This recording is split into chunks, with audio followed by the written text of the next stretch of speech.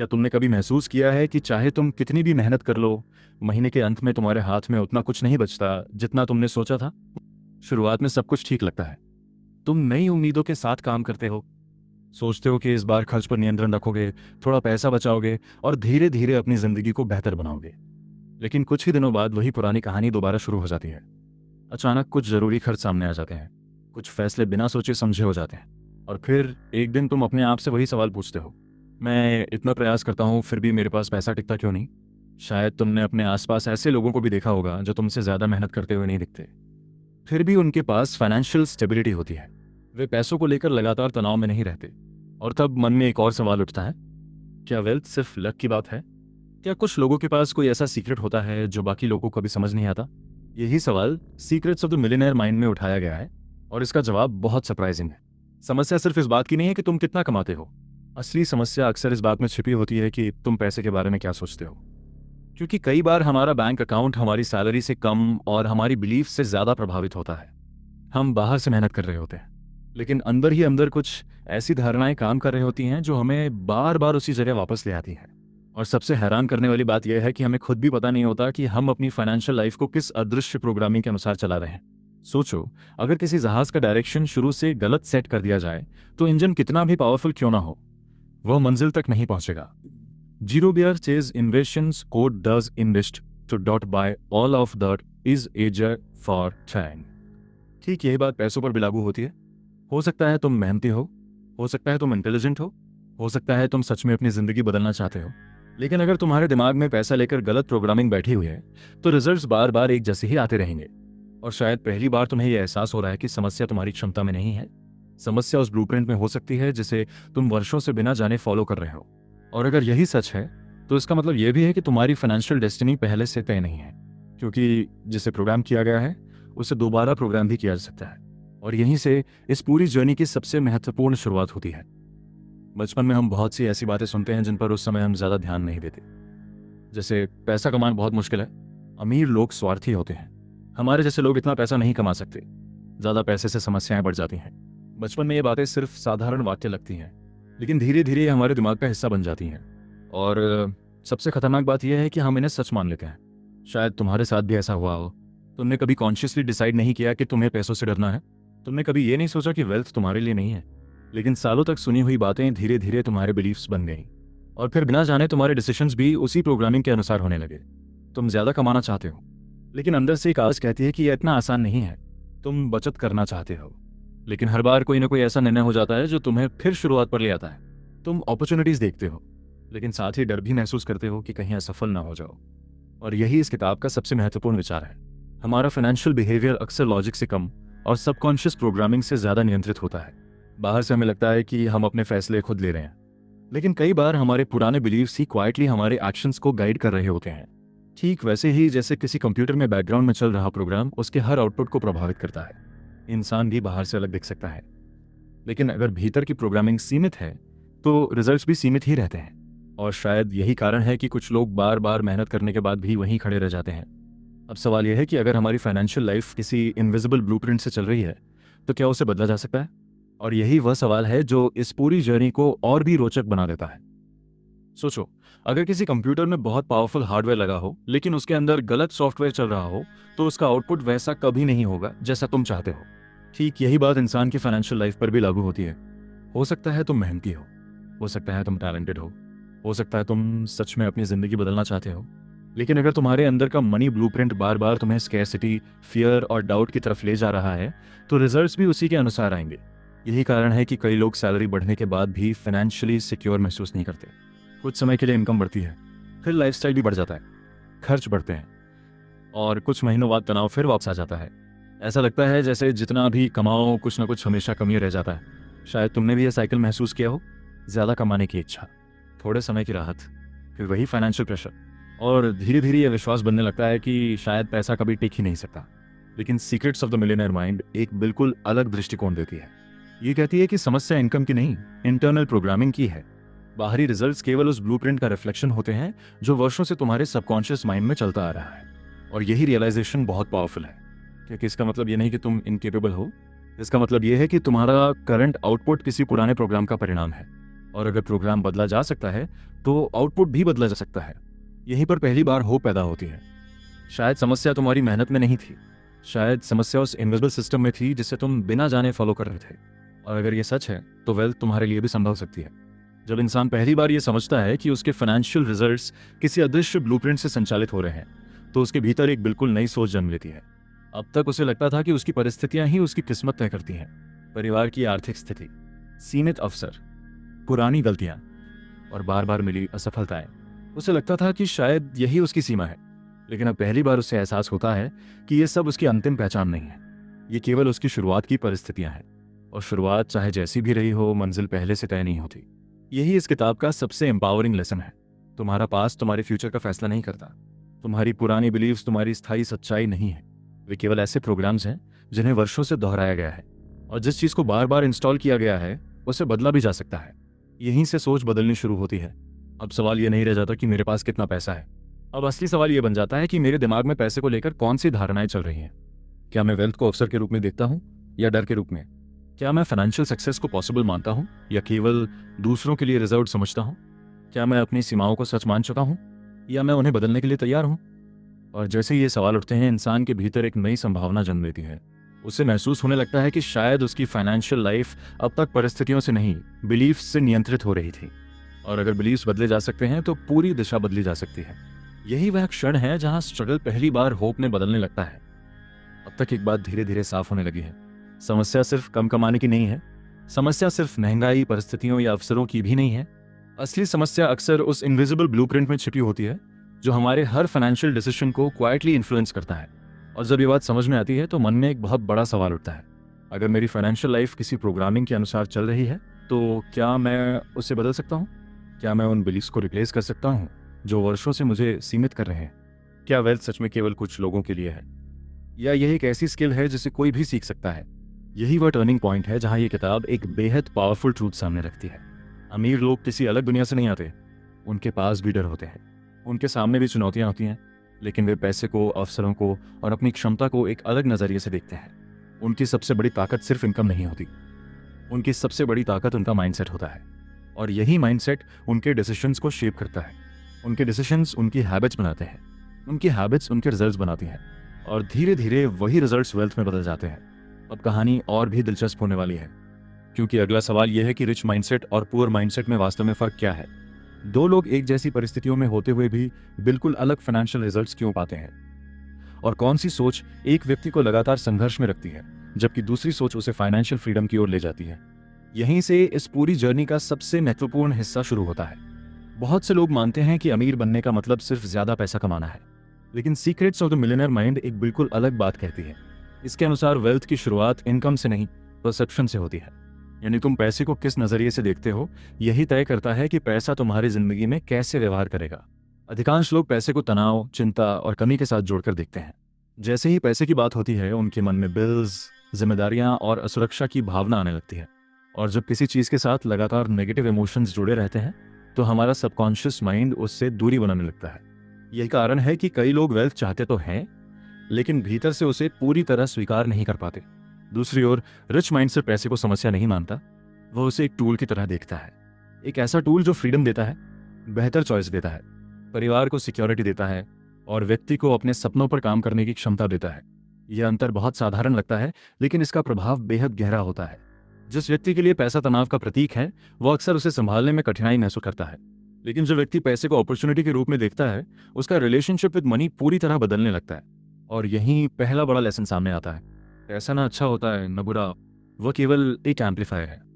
तुम्हारे भीतर जो सोच, वैल्यूज और इंटेंशंस हैं, पैसा उन्हें और बड़ा कर देता है। अगर तुम्हारे भीतर क्लैरिटी है तो पैसा तुम्हें और सक्षम बना सकता है। अगर तुम्हारे भीतर कंफ्यूजन है तो वही कंफ्यूजन फाइनेंशियल डिसीजंस में दिखाई देगा। यही कारण है कि वेल्थ बनाने से पहले मनी के प्रति अपनी परसेप्शन बदलना आवश्यक है, क्योंकि जब तक तुम पैसे को फियर के साथ देखते रहोगे, फाइनेंशियल फ्रीडम हमेशा दूर लगती रहेगी।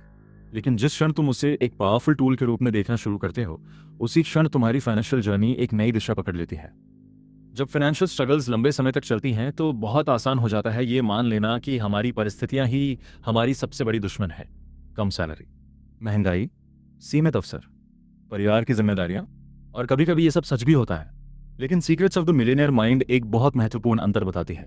पुअर माइंडसेट और रिच माइंडसेट के बीच सबसे बड़ा फर्क परिस्थितियों में नहीं, प्रतिक्रिया में होता है।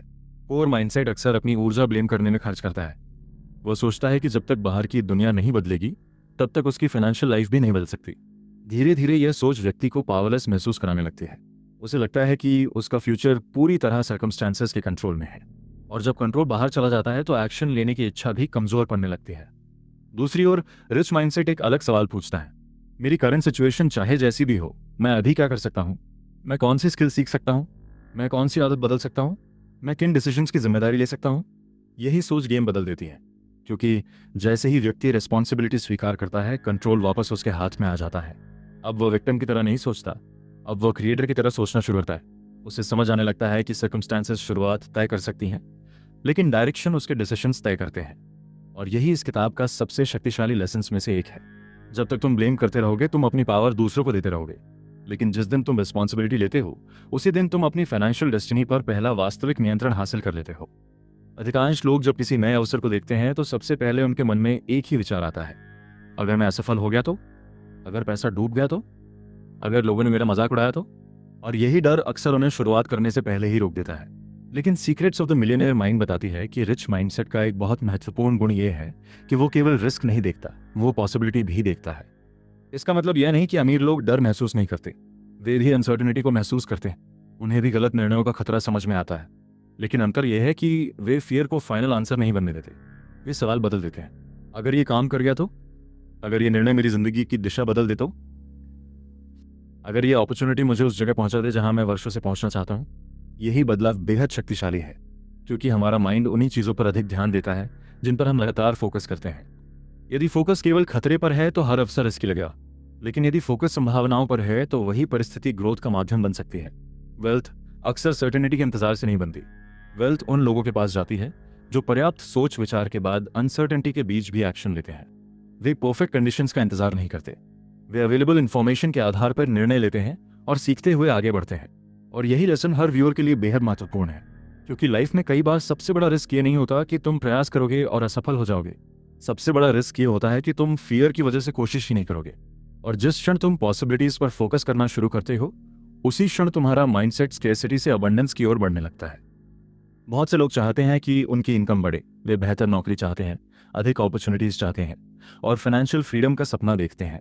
लेकिन secrets of the millionaire mind एक ऐसी बात बताती है जो पहली बार सुनने पर बहुत साधारण लगती है, लेकिन उसकी गहराई जीवन बदल सकती है। तुम्हारी इनकम उतनी ही बढ़ेगी जितना तुम स्वयं ग्रो करोगे। यह विचार बेहद शक्तिशाली है, क्योंकि यह वेल्थ को बाहरी परिस्थितियों से हटाकर आंतरिक विकास से जोड़ देता है। अक्सर लोग अधिक कमाई चाहते हैं, लेकिन वही सोच, वही हैबिट्स और वही डिसीजन मेकिंग बनाए रखते हैं। वे परिणाम बदलना चाहते हैं, लेकिन खुद को बदलने के लिए तैयार नहीं होते, और यहीं प्रोग्रेस रुक जाती है। जब कोई व्यक्ति रिस्पॉन्सिबिलिटी लेने लगता है, नई स्किल्स सीखता है, अपने इमोशंस को बेहतर ढंग से मैनेज करता है और लॉन्ग टर्म सोच विकसित करता है, तो उसकी अर्निंग कैपेसिटी भी बढ़ने लगती है। क्योंकि इनकम केवल समय देने का परिणाम नहीं है, इनकम वैल्यू क्रिएट करने की क्षमता का परिणाम है।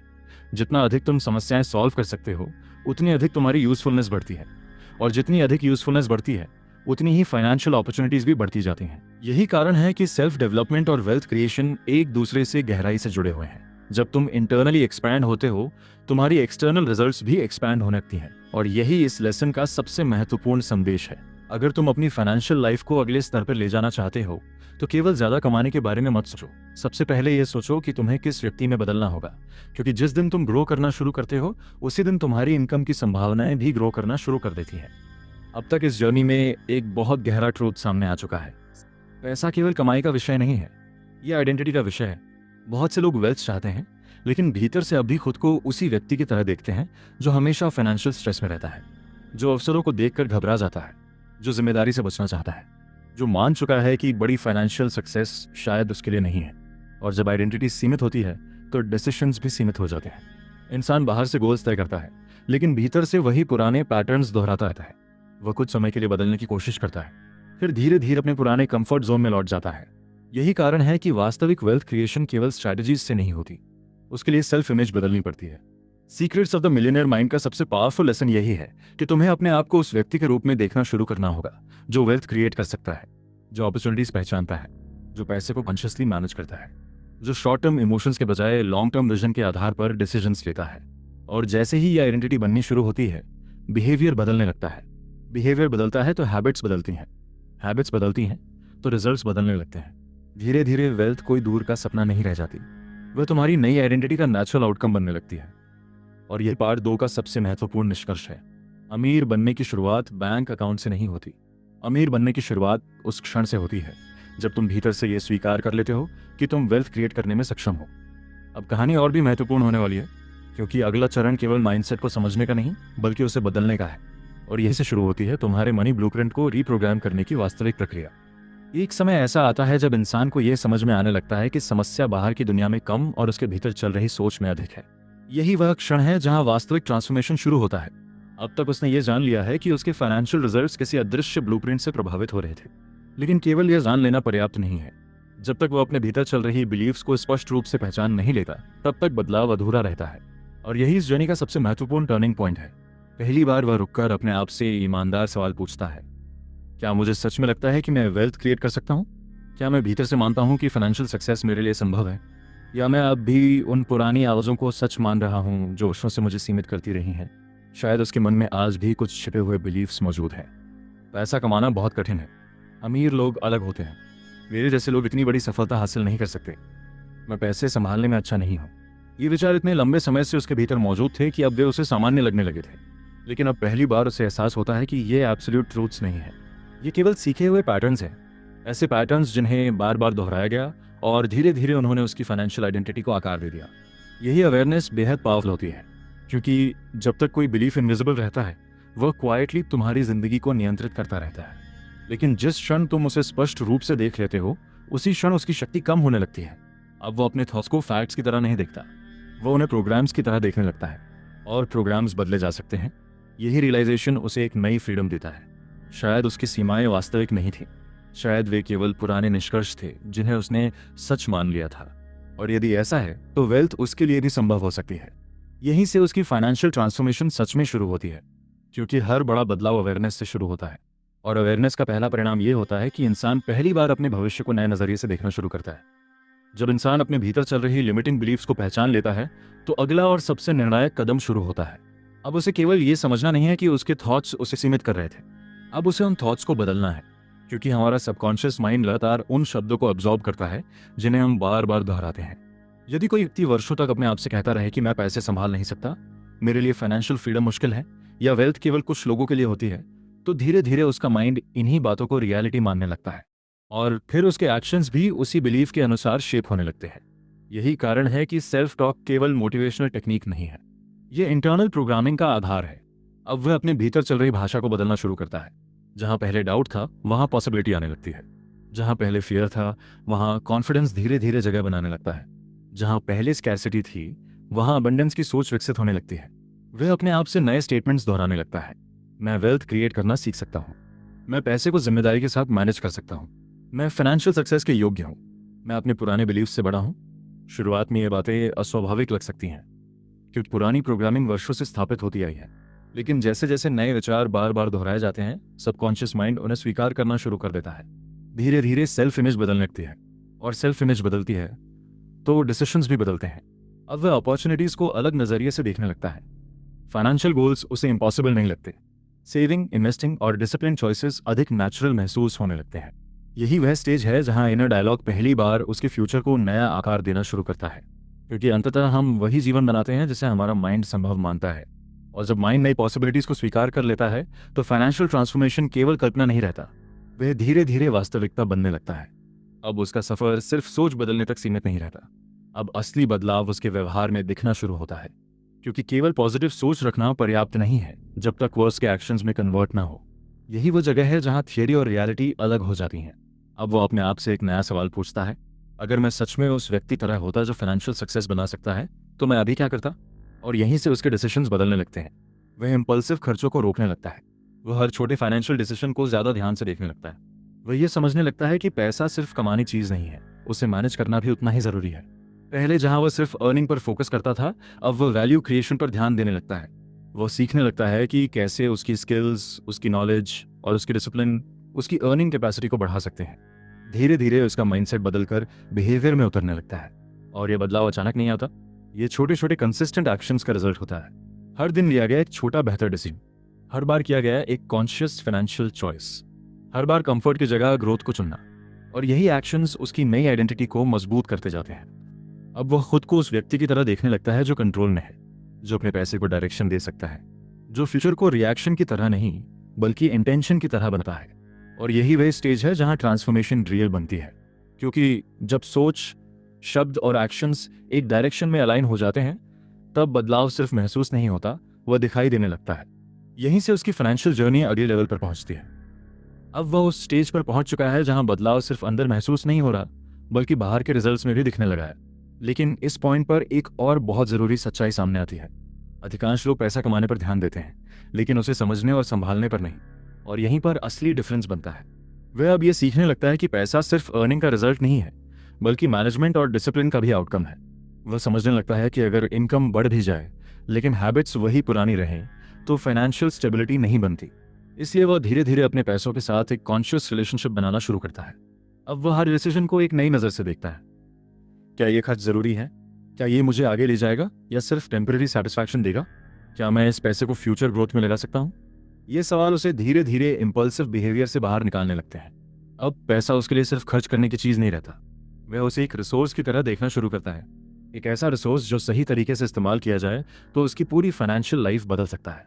Secrets of the millionaire mind का यह हिस्सा बहुत महत्वपूर्ण है, क्योंकि यह बताता है कि वेल्थ सिर्फ कमाने से नहीं बनती, बल्कि मैनेज करने की स्किल से बनती है। और जैसे जैसे वह अपने पैसे को कॉन्शियसली हैंडल करता है, उसका कॉन्फिडेंस बढ़ने लगता है। अब उसे यह महसूस होने लगता है कि वह फाइनेंशियल डिसीजंस को कंट्रोल कर सकता है, और यही कंट्रोल उसे धीरे धीरे स्टेबिलिटी की तरफ ले जाता है। अब उसकी जर्नी सिर्फ इनकम बढ़ाने की नहीं है, अब उसकी जर्नी एक रिस्पॉन्सिबल फाइनेंशियल आइडेंटिटी बनाने की है। और यही वह स्टेप है जहां ट्रांसफॉर्मेशन वास्तव में सस्टेनेबल बनती है। अब वह उस फाइनल स्टेज पर पहुंच चुका है जहां सब कुछ धीरे धीरे क्लियर होने लगता है। जो चीज़ें पहले कंफ्यूजिंग लगती थीं, अब उनका पैटर्न समझ में आने लगता है। अब उसे यह महसूस होता है कि उसकी पूरी फाइनेंशियल जर्नी कभी सिर्फ पैसे की नहीं थी, यह हमेशा उसकी आइडेंटिटी की जर्नी थी। वह इंसान जो पहले खुद को सीमित मानता था, अब धीरे धीरे अपने आप को एक केपेबल व्यक्ति की तरह देखने लगा है। और यही बदलाव सबसे बड़ा है, क्योंकि जब आइडेंटिटी बदलती है तो पुरानी आदतें अपने आप बदलने लगती हैं। अब वह वही डिसीजंस नहीं लेता जो पहले लेता था। अब वह शॉर्ट टर्म कंफर्ट की जगह लॉन्ग टर्म ग्रोथ को चुनता है। अब वह अपने आप से भागता नहीं है, बल्कि अपने गोल्स की तरफ बढ़ता है। और यही कंसिस्टेंसी उसे अलग बनाती है। Secrets of the millionaire mind का सबसे डीप मैसेज भी यही है कि वेल्थ कोई एक मोमेंट का रिजल्ट नहीं है, ये रोज लिए गए छोटे छोटे डिसीजंस का एक्यूमुलेशन है। और जब ये डिसीजंस एक डायरेक्शन में अलाइन हो जाते हैं तो फाइनेंशियल रियलिटी बदलने लगती है। अब वो समझ चुका है कि उसकी बिगेस्ट लिमिटेशन कभी बाहर नहीं थी, वह हमेशा अंदर की सोच थी। और जैसे ही उसने उस सोच को बदलना शुरू किया, उसकी पूरी डायरेक्शन बदल गई। अब वह खुद को एक न्यू पॉसिबिलिटी की तरह देखने लगा है, एक ऐसा व्यक्ति जो सिर्फ सर्वाइव नहीं करता बल्कि ग्रो करता है। और यही उसकी ट्रांसफॉर्मेशन का फाइनल स्टेज है, जहां बदलाव अब टेम्पररी नहीं बल्कि परमानेंट बन चुका है। अब जब पूरी जर्नी पीछे मुड़कर देखी जाती है तो एक चीज बिल्कुल साफ हो जाती है, ये कहानी कभी सिर्फ पैसे की नहीं थी, ये कहानी हमेशा माइंडसेट की थी। शुरुआत में वह व्यक्ति खुद को सीमित मानता था। उसे लगता था कि उसकी फाइनेंशियल लाइफ उसकी सर्कमस्टेंसेस से तय होती है। कम इनकम, ज्यादा खर्च और लगातार फाइनेंशियल प्रेशर, यही उसकी रियलिटी थी। लेकिन धीरे धीरे उसे ये समझ में आने लगा कि असली खेल बाहर नहीं, अंदर चल रहा था। उसके बिलीव्स, उसकी सोच और उसका सबकॉन्शियस पैटर्न ही उसकी फाइनेंशियल लाइफ को शेप कर रहे थे। जैसे उसने इन पैटर्न्स को पहचानना शुरू किया, बदलाव की शुरुआत वहीं से हो गई। फिर उसने अपने सोचने के तरीके को बदलना शुरू किया, अपने सेल्फ टॉक को बदला, अपने डिसीजंस को बदलना शुरू किया, और सबसे जरूरी बात, उसने अपने एक्शंस में कंसिस्टेंसी लानी शुरू की। शुरुआत में यह सब आसान नहीं था। कई बार वो वापस पुराने हैबिट्स में चला जाता था, लेकिन हर बार वो फिर से वापस आता था। और यही रिपीट होने वाली कोशिश उसकी आइडेंटिटी को बदलने लगी। अब वह वही इंसान नहीं रहा जो सिर्फ फाइनेंशियल स्ट्रेस में जीता था। अब वो उस दिशा में बढ़ रहा था जहां कंट्रोल, अवेयरनेस और रिस्पॉन्सिबिलिटी थी। Secrets of the millionaire mind का पूरा मैसेज यही है कि वेल्थ अचानक नहीं, ये धीरे धीरे बनती है उन डिसीजन से जो हम हर दिन लेते हैं। और जब ये डिसीजंस एक स्ट्रांग माइंडसेट से आते हैं तो रिजल्ट्स भी बदलने लगते हैं। अब वो समझ चुका था कि उसकी फाइनेंशियल जर्नी कभी लक पर डिपेंड नहीं थी, ये हमेशा उसकी थिंकिंग पर डिपेंड थी। और ये रियलाइजेशन ही उसकी सबसे बड़ी जीत है।